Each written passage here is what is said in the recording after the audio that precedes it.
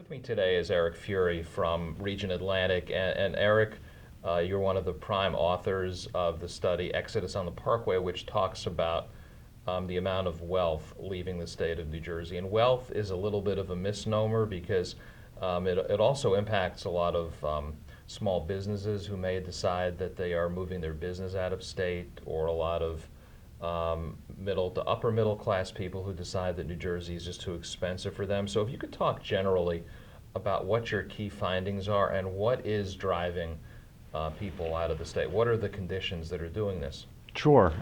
So the genesis of the paper was we are a private wealth management firm. We had a lot of our clients coming to us when they're reaching age of retirement wondering, well, where should I spend my golden years? And they're looking at their budgets and they're seeing the big line items, and it's going to New Jersey property taxes, income taxes, and they're wondering, well, what's next for them? And it's easy for them to knock down some of those numbers by leaving the state. We see that with our retirees, and we see that with our small business owners. The ones that are selling their business and they're looking at what's next, or maybe they're thinking about relocating their business to another state where taxes may be a little bit more favorable. If you can tell me some stories, what do you hear? You know, you're sitting down with somebody at a conference room table, they come in to see you, and you're laying out their assets, you're laying out the situation they face upon retirement, what it may cost them. What are those conversations like?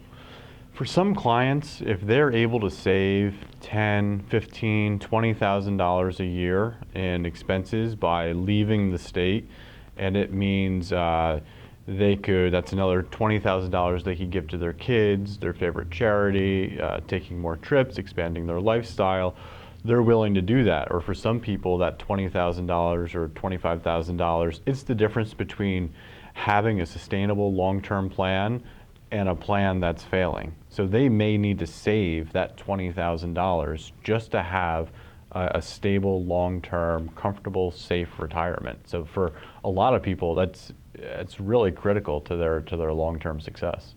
We talk about the estate and inheritance tax a lot here, and it's the fact that it's an onerous tax, that we're one of only 2 states that has both, low estate tax threshold and so forth. But there's a lot to say here about the cumulative tax impact. So as far as you see, it's probably not only the estate and inheritance tax, but also the cumulative tax impact, I would guess.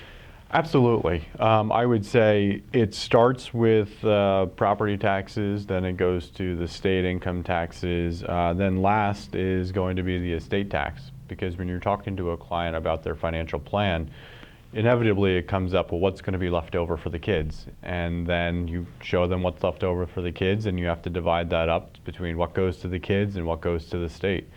And that's, for some clients, it's a bit concerning with how much of that nest egg that they've built up their entire working career is going to New Jersey estate taxes or the inheritance taxes. It's interesting to me that, well, you might say that good planning is important, and that's sort of what you do, but who are the folks that are staying here and paying those taxes and not planning? Are they making, generally speaking, a conscious decision that, yes, my business is here, my grandchildren are here, I know this is a big cost, but I'm going to pay it? What are those kinds of conversations like? And I'm sure you have them.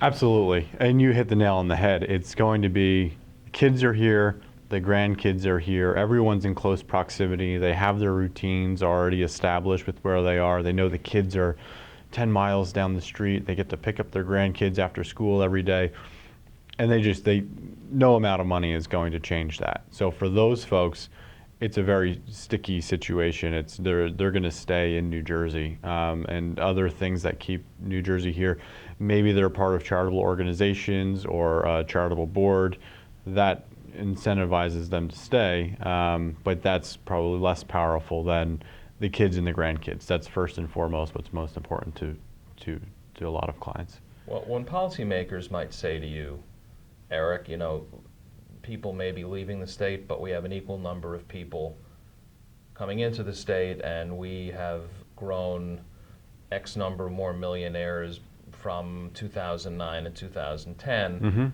and we are growing millionaires, and it's balancing out the number of people who are leaving the state.